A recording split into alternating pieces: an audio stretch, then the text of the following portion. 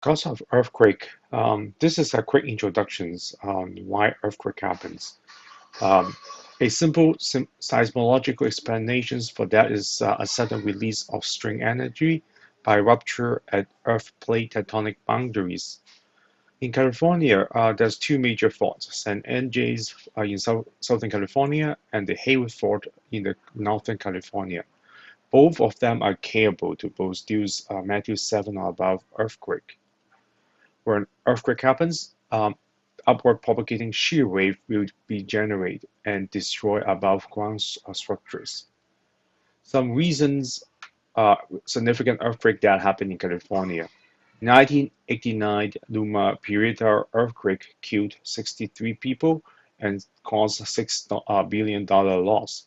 The earthquake is also best remembered as it had locked down an upper deck of San Francisco Oakland Old Bay Bridge. 1994, there's earthquake, North Rift earthquake that's have killed 57 people and caused $44 billion loss. With each earthquake come with a new understanding of ways in which buildings respond to them. Earthquake technology in structural engineering advanced dramatically since Northridge. There's a wave of buildings and systems that are no longer legal to build.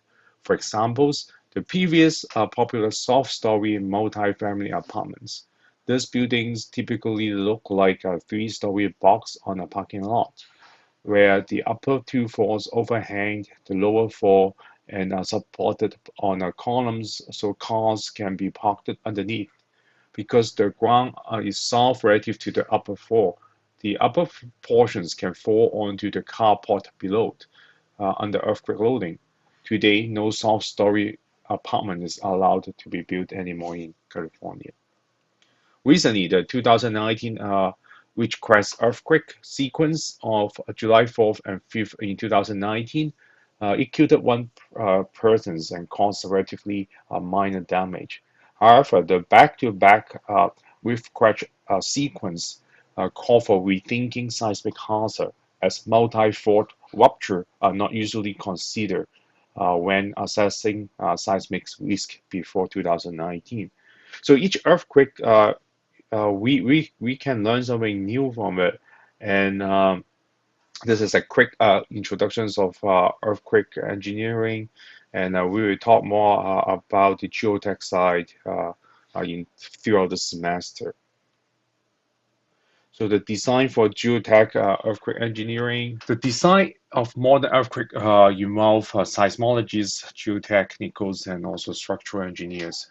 So this picture here shows how the seismic waves travel from Earth crust to the top of high-rise building. While the seismologists study the science in how earthquake waves propagate at the Earth crust and bedrock, the geotech engineers investigate how soil affect the amplifications or de-amplifications of propagating shear wave.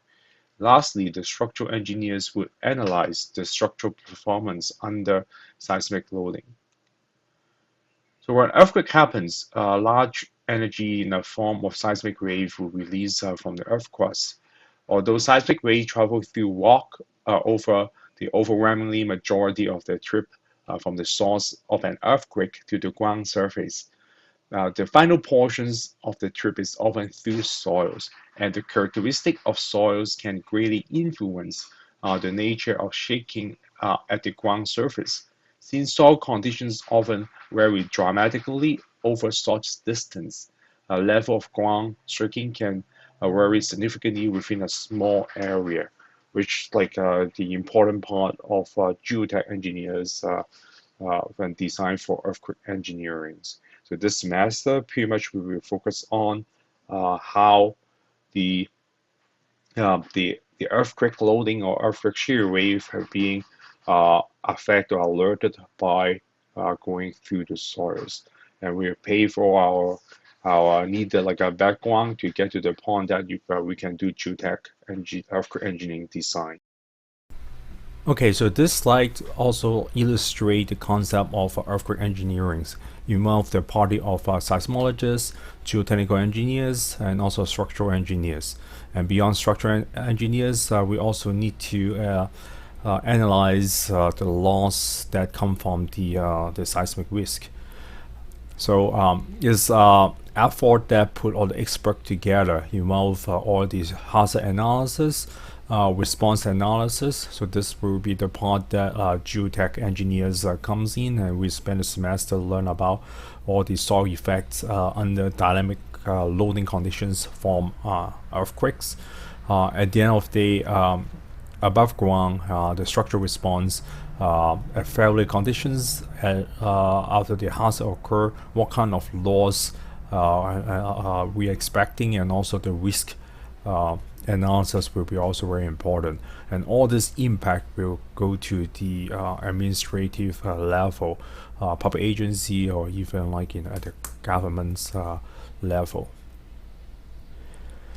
So throughout this progress, one important information is the ground motions. So define ground motions hazard at site include the effect of local soil conditions, and then we assess it for expected performance of the built environments is very important. So from earthquakes, and then like when earthquake happens, how's the shear wave velocity, which like we mentioned about this release of energy expressed as propagating shear wave, how those ground motions react when you travel through the rock and then to the soil, and after like you go through the soils, then go to the building. So there's a resonance effects that's become like the worst case scenario, which means the lateral period of the buildings is in resonance with the shaking from the soil. So we will talk about this too in this lecture. And also we care about liquefactions, and also if like we looking at some earth structure like dams that we're working on, so those will be the response that geotechnical engineers need to take care of. And also when you have buildings, bridges, what is the expected ground motions at site? And also we need to consider soil, foundations, structural interactions effects. So when we have a soil liquefactions, for the first questions to ask is, will the soil liquefied? If so, what are the consequences? And can we bypass, or can we prevent this to be happen by doing ground improvement work? And also, if we have a deep foundations versus a shallow foundations, would that be better? So in the last modules of this course, at the end of the semester, we spend a lot of effort to learn about soil liquefactions, which is important topics in geotechnical earthquake and engineerings. And also earth structures, including those dams, levees, slopes.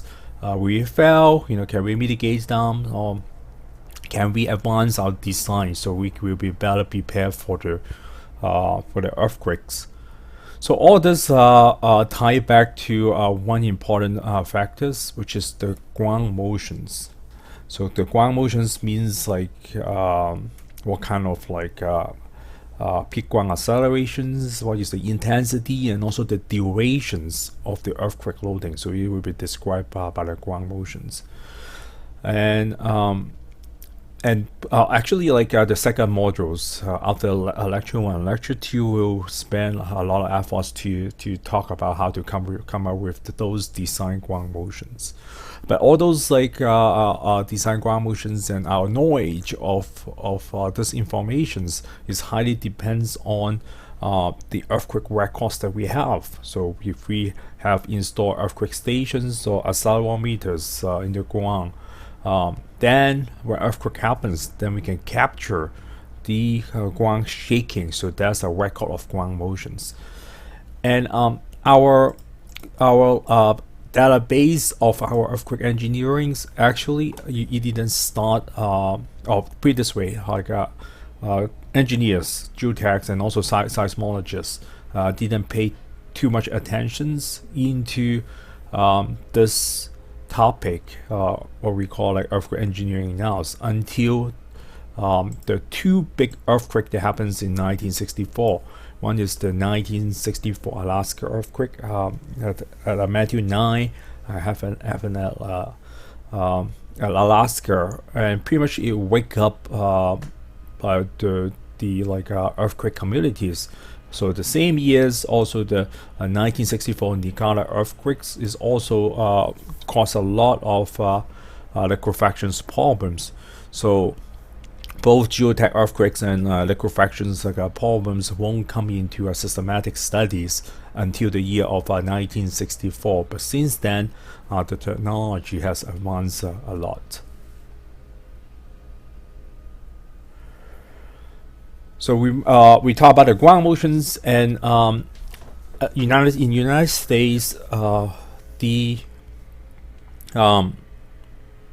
main sources of storing the data or finding all the useful informations is from USGS, United States Geological Surveys, and they have a lot of good informations like a design map for engineers to follow. And throughout the semester, we from time to time we go back to USGS website. They have many web tools for us to search their database and also develop design ground motions or select needed ground motions for design purpose. And for this class, starting for lecture number 2, we always go back to USGS websites to get the motions that we need. And for a semester project, part of it where you get started, you need to find a ground motion from USGS too. So we will talk about that. And this two map here, these two picture here shows a very good map on showing all the shaking potentials for California. So there's a lot of information, good informations up there. If you go to websites, feel free to explore what we can take, and we will come back to this USGS website. Okay, waves. So wave propagations through Earth. So when earthquake happens, it's like a sudden release of a string energy along the earthquake fault. So when the release of energy happens, you will travel as a wave through the Earth. And if we have a seismometers positions along the Earth, we can pick up all the waveforms. And there's two main kinds of waves. First is the body wave. So the body wave means the wave will travel through the Earth body. And there's two main kinds of body wave, which is the P wave and also the S wave. So we have the P wave, and also we have the S wave. The primary wave, and the shear wave. And the other kinds of wave is you will travel through the surface of the Earth. So those we call the surface wave. We have the Rayleigh curve, the Rayleigh wave, and also we have the Love waves. So the first kind of wave we talk about is the P wave, the primary wave. So this picture over here, very good demonstrations. So when the wave when the wave propagate, the particle motions is along with the directions of propagations. So as you can see over here. So the P wave is called primary wave, also called compression wave or longitudinal wave. It can travel through fluids and solid. The second kind is the S wave. We call it secondary wave or the shear wave or the transfer wave. So this one, the particles motions will be perpendicular to the wave propagations. So this is going to the Z directions is the shear wave the particle motions, but X directions here is the propagations. So this is the shear wave, and you have two components for the shear wave. It has the verticals, and also it has the horizontal directions when you travel. And one thing special or difference between S wave and P wave is the shear wave. You cannot propagate through the fluid.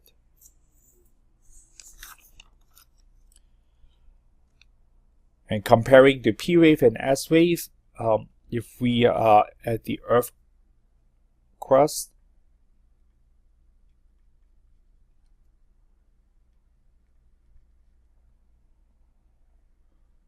the P wave is around 6 kilometers per second, and the shear wave is about 3 kilometers per second.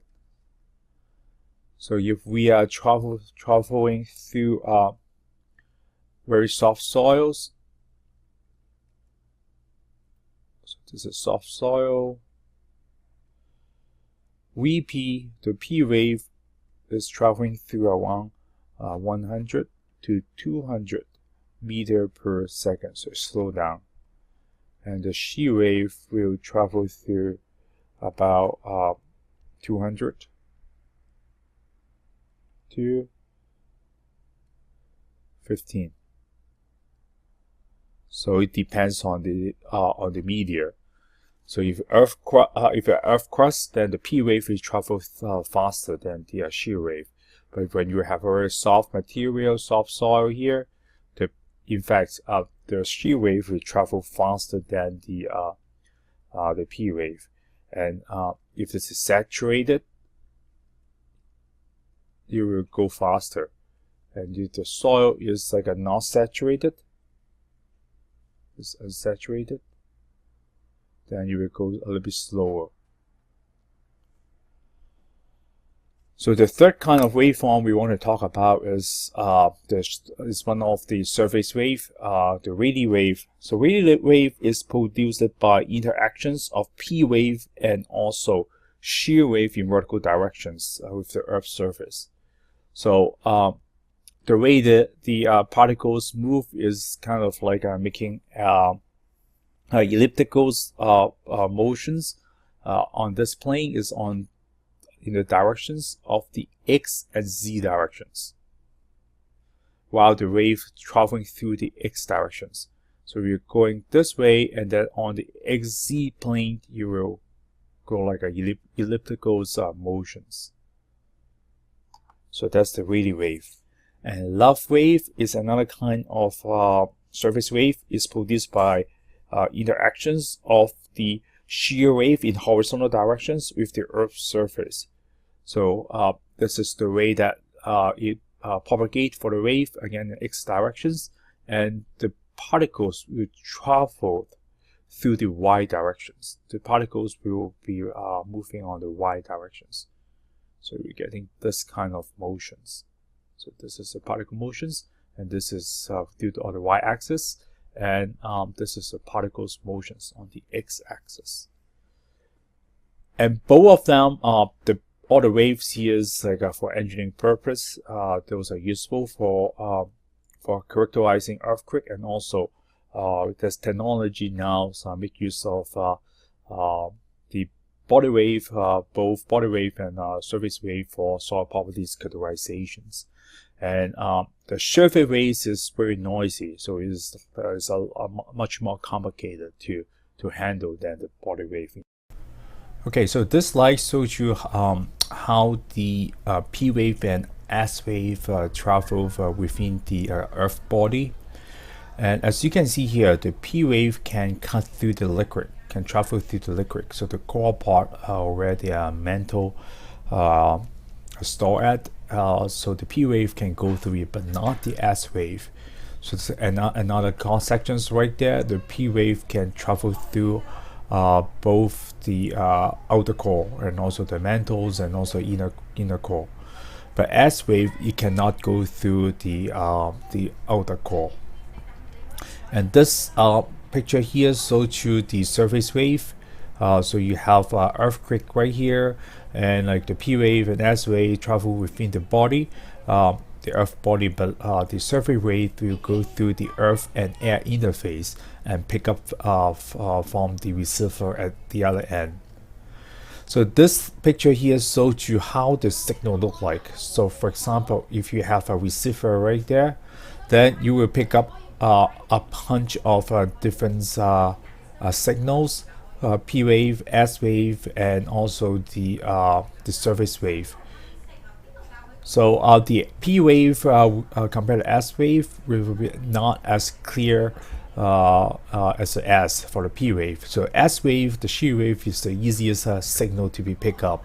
You can clearly tell, like, this about this point is the arrival of the S wave, and the P wave will come ahead of the S wave. So P wave is relatively weak because it's from the compressions and this from the shear motions. And the surface waves will be very messy. It will be really hard to separate the Rayleigh wave and Love wave. So usually you need much advanced techniques. Pretty much you need to work in the physical, the frequency domains. Okay, plate tectonics. So the Earth plates are moving, and it's driven by the conventions of currents in the mantle between hot core and cold crust. There's three main types of plate boundaries: the convergence subductions type. So this is the convergence subductions type of plate tectonics, and also there's a divergence, the spreading type, like here, and also there's conservative, the transform type. So this picture gives you a very good overall view on what type of plate tectonic boundaries can take place in the Earth. So that's the spreading type, like those two. So there's within the land and oceans, both the spreading which can happen. And here's a transformed, like a plate boundary over there. So we create an offset from the spreading wedge. So that's like a transform type of boundaries. And here is kind of like the subductions type, where like a part of the Earth or part of the plate is going into another plate. So this is more illustrations on the spreading type. So the Earth plate are moving or driven by the currents with the mantle. So as long as this kind of like Bunsen burner effect, when the heat provides all the movement in the water. The same thing here. So we have the moving currents, and whatever above it is keep moving, and there could be a chance that the two plates is kind of like spreading out and then create a drift zone. So that is the spreading type of plate tectonic. The next one is the subductions. So the subductions tectonics create the most dangerous earthquake release of energy.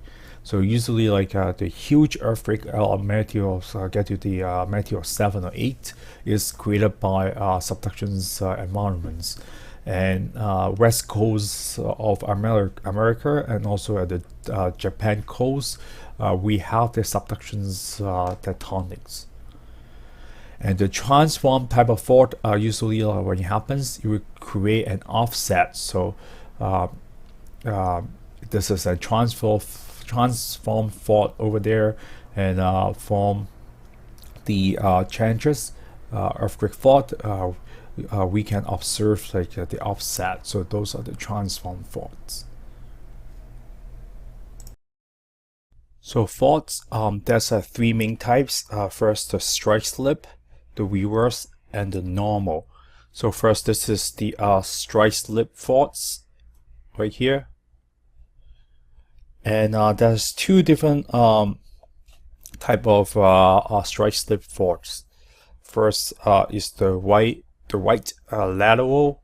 So if this is the fault point, and you see the discontinuous is right here. If this side moving this way and this side is moving this way, so on either side of the fault, you can see like the movement is going to the right directions. So this is the right lateral.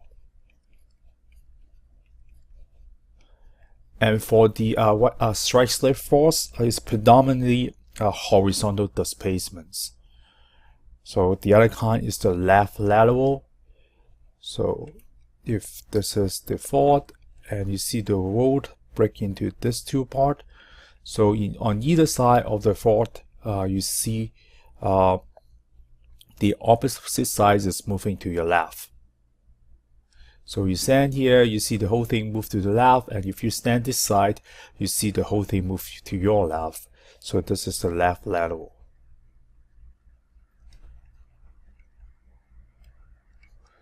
Type of a strike slip force.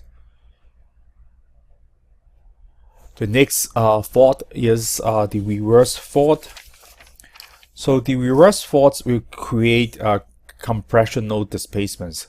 The previous one is predominantly like horizontal, but this one is compressions. And when this happens, the reverse force happens. There's like two blocks happens on the along the rupture plane. You will have the hanging wall, and also you have the foot wall. So the rule of thumb is if you have minus on the foot wall, the minus always hit heads on the head on the hanging wall. So the minus head is always on the hanging wall. So that's its locations of the foot wall. On the other hand, if there's a minor on the hanging wall block, his foot is always like hitting the foot block, the footwall block. And the whole thing here pretty much will give you a shortenings. It's kind of like compressions type of motions right there for the Earth. So for a given material and distance, ground motions is usually 20 to 40% larger in the reverse fault than this strike slip. So there's some K history here. So this is a very good like K history picture to showing you how the fault happens. So you have the hanging wall, and also you have the foot wall right there. So this is from the 99 G Taiwan earthquake, which is a very famous earthquake that we have a lot of ground motions there. The next type of faulting is the normal fault. So this gives you extensions type of like a displacement. So you can tell this time the two are going in opposite directions. So this will give you extensions displacements. So also there's some K history right there where you can see like you have the extensions type of faulting, and there you go. You have your so if you have a minor here, so your foot is kind of like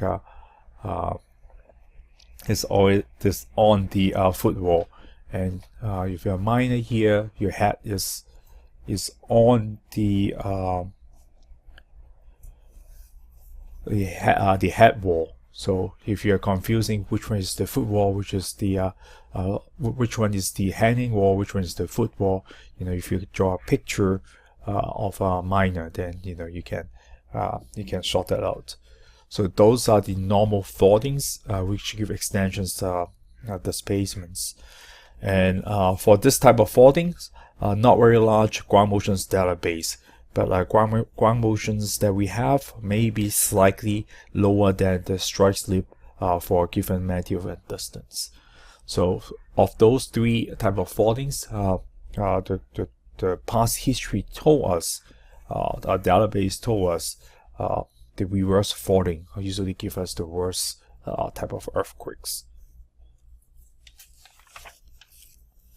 More like a fault terminology. So if this is your footwall block and this is your fault plane right there, so you will find a deep angle between the plane and the horizontal. And then like if you have a normals to the plane, and then you have another normals to the normal vector over there, and then from this vector to the fault plane give you the slip angle. And on the horizontal plane that you have, and if you form the faulting lines cut off to the true north, that is your strike angle. And when earthquake happens, we have the hypocenters, where the point that release all the energy.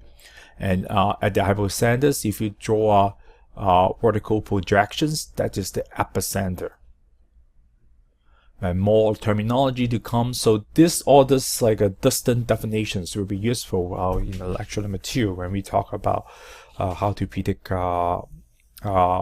response spectrums using existing correlations from the database, database that we have, and those like terminologies will come back to us. So this is the focus, which is the hypocenter, and when you go up, this is the epicenter, and this is the earthquake fault right there. So the distance is where the sites that you have, either like a site A or site B. So from the site to the epicenter, which will give you the REPI, the equidistance. So because this is your epicenter, which is the vertical projections to the focus. And the hypodistance is from the site, the shorter distance between your site to the focus point, the hypocenter. The arrow up will be the distance between the closest distance between your site to your fault surface. So this is your arrow up for the site B, and for site A, this is your arrow up. So the shortest distance between your site to the fault plane. Outray B will be maybe a little bit confused. So outray B will be the closest distance to the surface projections of the fault rupture. So this is the elevations view. So the plan view may give you a better idea. So this is the kind of like the bird eyes view, the plane view. So this rectangle here representing the projections of the surface fault of the fault. So RJB is from the site closest distance to the projections of the fault to the surface. So this is the RJB. The rest of it is pretty much just the same. Okay, so for the definitions of active fault, a fault is judged to be active if it has this space in the last certain years, and it depends. The definitions depends on the agency. For example, California Geological Survey, they defined active fault to be active with displayed in the last 11,000 years. Based on from the Holocene period. And for the Nuclear Regulatory Commission's NRC, it defined as the fault to be active if a few offsets in the last 500,000 years, or only one offset in the last 35,000 years.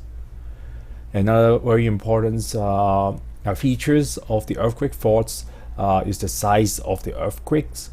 Earthquake intensity can be described by quantitative descriptions. For example, the modified Mercalli intensity.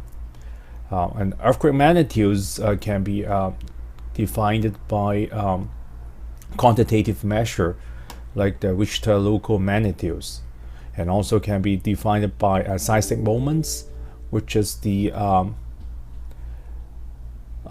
rigidity times the area times the average displacements along the fault. And the rigidity index of Earth is a constant. Let's talk about the properties of Earth in general, which is this number here. So for more details about the active faults and also the size of earthquake, please read your textbook. And also this paper we uploads the Well and Coppersmith will upload to CanFax for more in-depth seismologist background.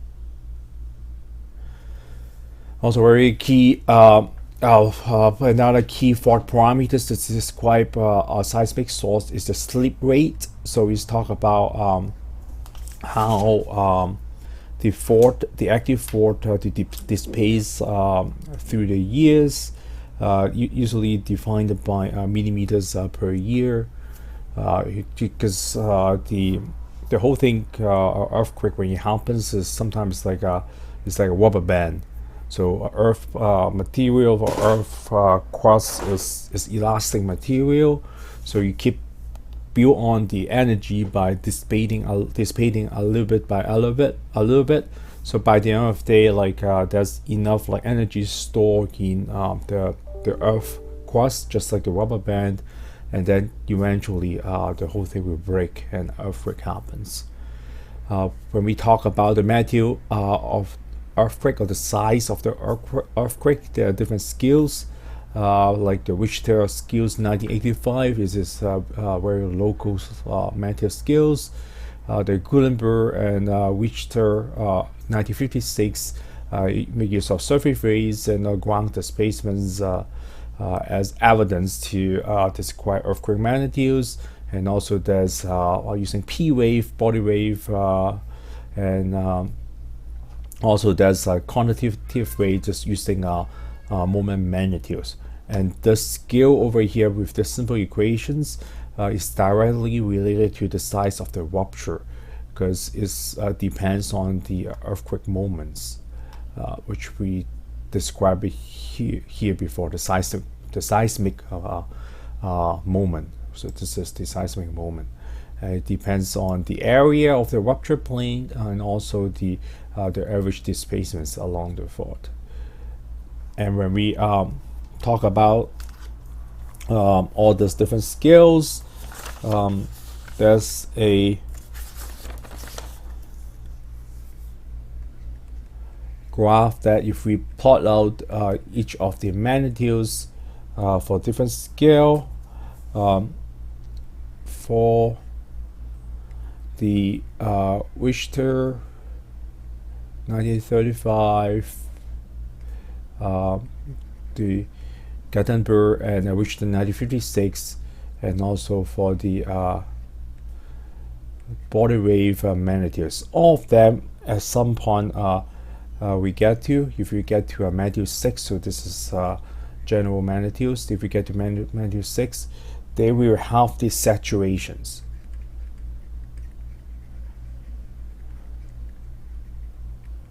So you could imagine this is kind of like this is the average magnitudes, and this is the magnitudes of each scale. But for the moment magnitudes, if you just do look at the math, you won't reach this. It doesn't have the saturation point.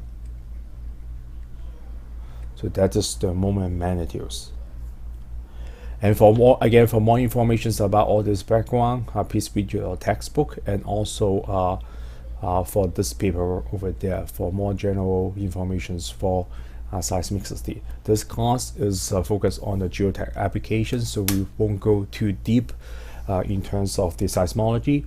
But if you want to learn more, we can provide some reference on Canvax. So earthquake source characterizations, you deal with uncertainty that contains spatial, size, and temporal uncertainties.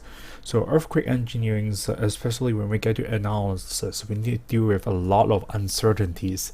So this couple slides now is try to touch base on those uncertainties, and certain type of uncertainties will be further discussed throughout the semester. First, spatial uncertainties. So the source of the earthquake can be characterized as a pond, plane, or volumes. So when you have a pond source, which means like you have a relatively short fault, sometimes kind of like a volcanoes. So you can assume this is a pond source. And if the depth of the fault plane is small, you can assume it's a plane source. And for a case that if you don't have enough data for the fault geometry, maybe you will become like a volume source. And when we later on, when we get this semester, when we get to module number 3, PSHA, the probabilistic seismic hazard analysis, we'll spend more time on give examples, or actually you work on it, how to characterize the earthquakes as a source with a spatial uncertainty. But as you can imagine, when you get to the volume source assumptions, there will be a lot of computational work. Even the plane source is not easy when you get to 2D. Very likely you need computations like a software package to help you, like MATLAB, or you pretty much need to code it out. Pond source, very likely where we start when we get there. is still manageable. You do for hand calculations or simple Excel calculations. And we usually assume the earthquake is uniformly distributed within a zone unless sufficient data to justify it is non-uniform for earthquakes.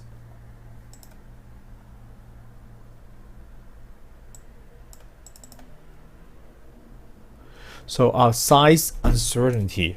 So the second of uncertainties is still with the earthquake size, and the distributions of earthquake size in a given time period is described by recurrence law. And one simple recurrence law is the Slammon's 1992, which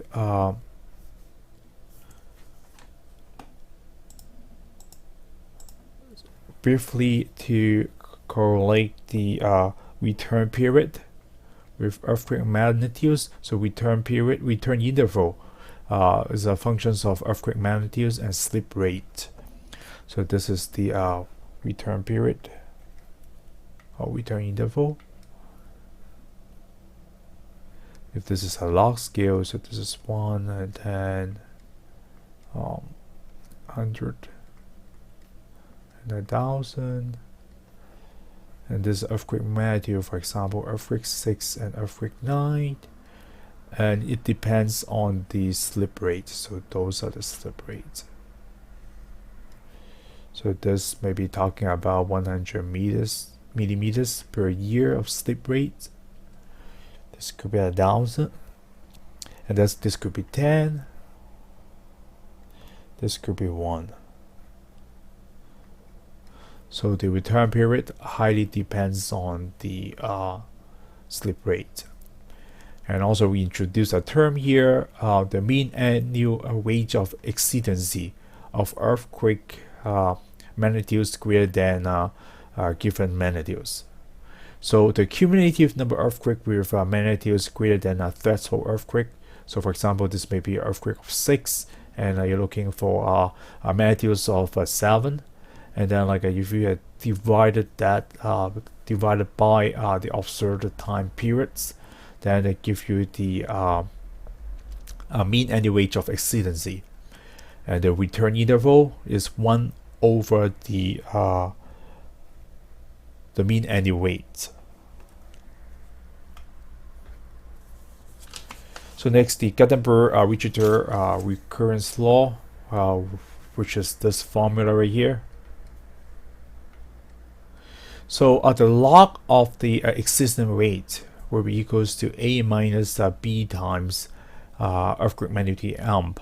So the parameters A here stand for the number of earthquake per year, given that the magnitude is greater than 0. So how many earthquake happens each year? So that will be a parameter A. And the parameter B is the likelihood of large versus small earthquake. And this parameter is between the number of 0.6 to 1.1. So if we plot out this this model or this reoccurrence law, so the x-axis, so this is a semi-log. So the x-axis is in electrical scales of earthquake magnitude amp, and the y-axis is log of the existing rate.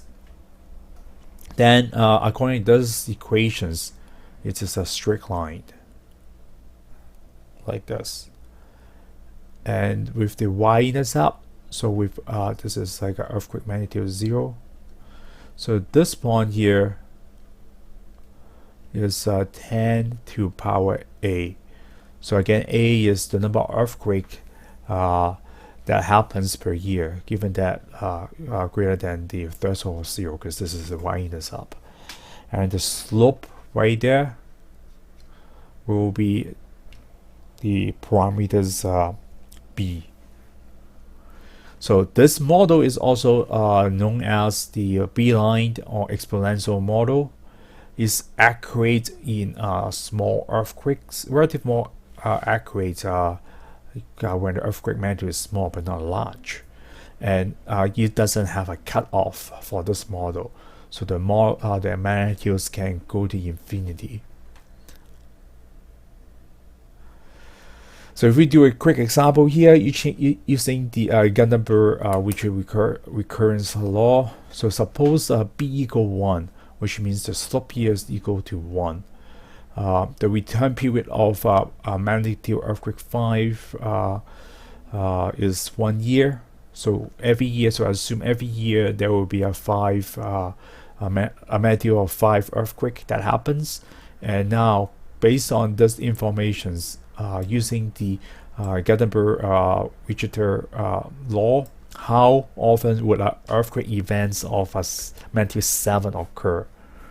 So first of all, we know that the existent rate, the mean annual rate of existence is 1 per year, and the b is equal to 1. So if we plug in these equations, so this will be equal 1, and then the b is equals 1 again, and magnitude is 5, and we solve for a, which is a equals to 5.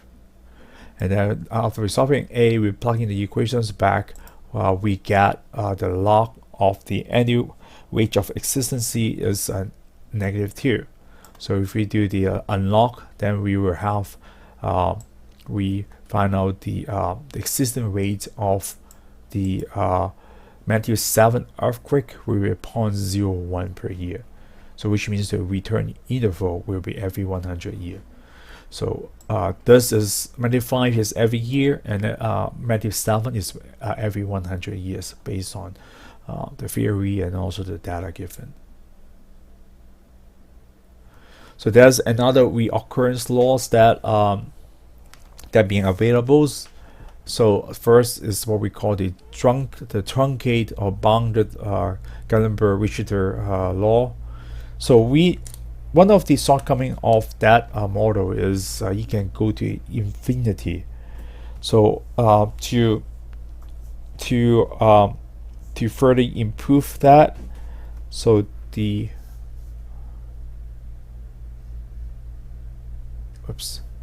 model would truncate at large amplitudes.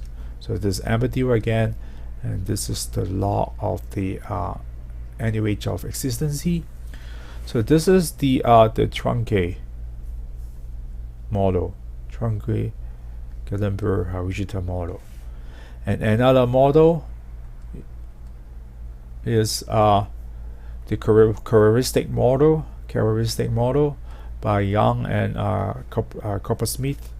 So this model combines the seismicity data and geological data, and you will come up with a shape like this.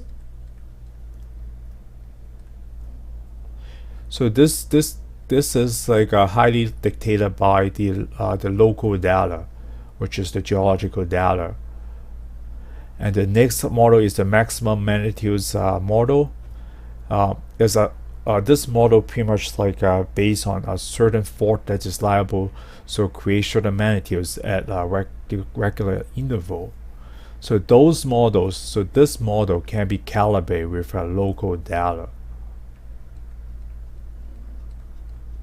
So you have a model like this. So those are pretty much like dictated by the a certain fault, the local data. And geological data is very important. The geologic features capture the past earthquake, and we can obtain those data, so changes, and geophysics matters. Geophysics data also matters. Okay, the temporal uncertainties. So this talk about the distributions of earthquake occurrence with respect with time. So we want to study the probability of how the probability of the occurrence of earthquake change with time. So if you only have like if you look at one source or one fault systems, So this is one fault. It makes sense that the probability will go up for the occurrence of earthquakes will go up with time. The longer you wait, the more likelihood the earthquake will happen on a single fault. But if you have kind of like a system of fault or many faults come together, the probability will go down with time. Because so this is a bunch of like earthquake faults come together, a cluster of fault system. Whoops, which I do way better. So when you have collections of fault systems,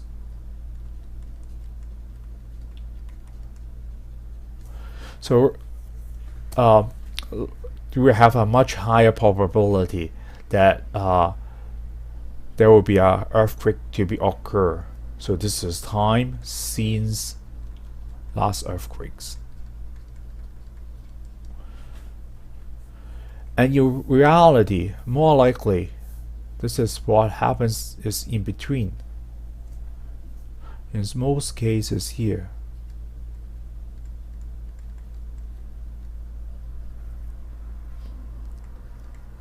where he's kind of like dominated by one fault, or like is also there's an effect of fault systems.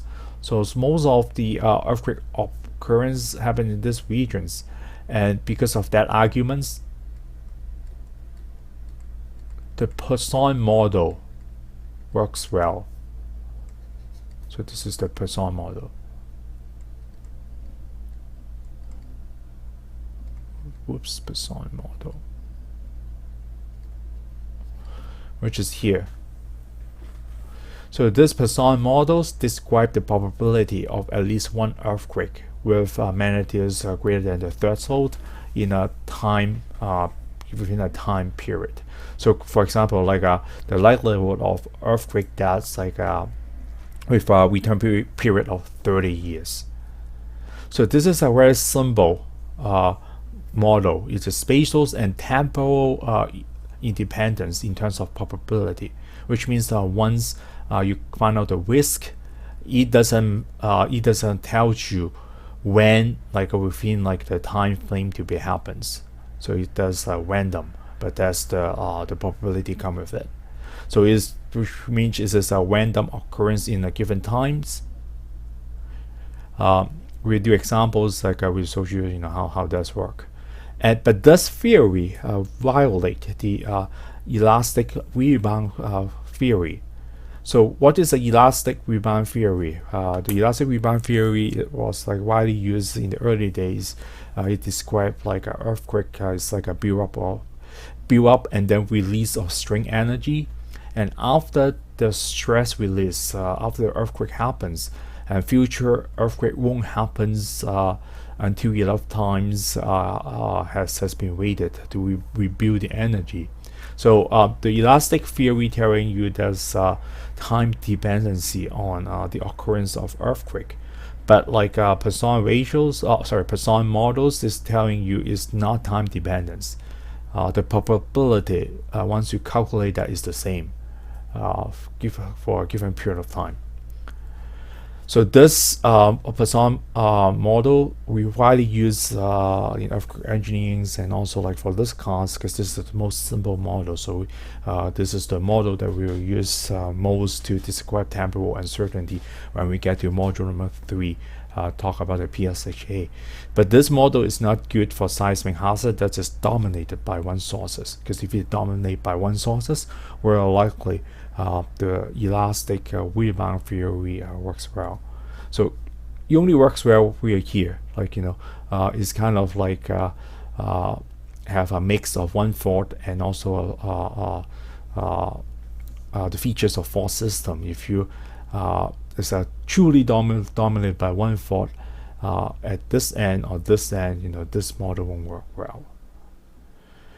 So if we do a quick examples, so for example, for the Hayward fault in North Cal, the return interval for magnitude earthquake 6.9 is 167 years. So the frequency is every 167 years there will be a magnitude 6.9 earthquake.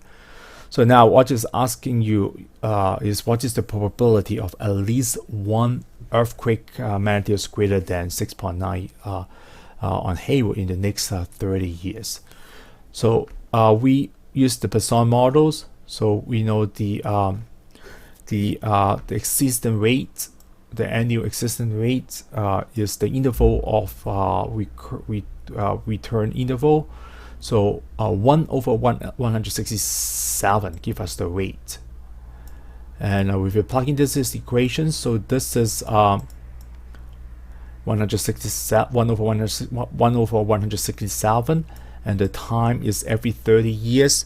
So the probability for that to be happen is 16% after plugging the equations, which means this is independence of times. No matter like a year number 1 to year 30, you still have the 16% of probability for a magnitude of 6.9 earthquake happens at Hayward Fault. Earthquake energy. So the Ganderberg and Richard paper also describe the release energy is depends on the earthquake magnitudes, and is come up with exponential increase. So per magnitude units of increase. So for example, for magnitude 5 to magnitude 6 earthquake, you will have 32 times more of energy release. So it's pretty scary. So some historic earthquakes go to earthquake magnitude line, and just like the Alaska earthquake or the Chile earthquake is right there, and compare with some minor earthquakes. And this is the atomic bomb. So it's kind of like almost like a magnitude like a 6 earthquake.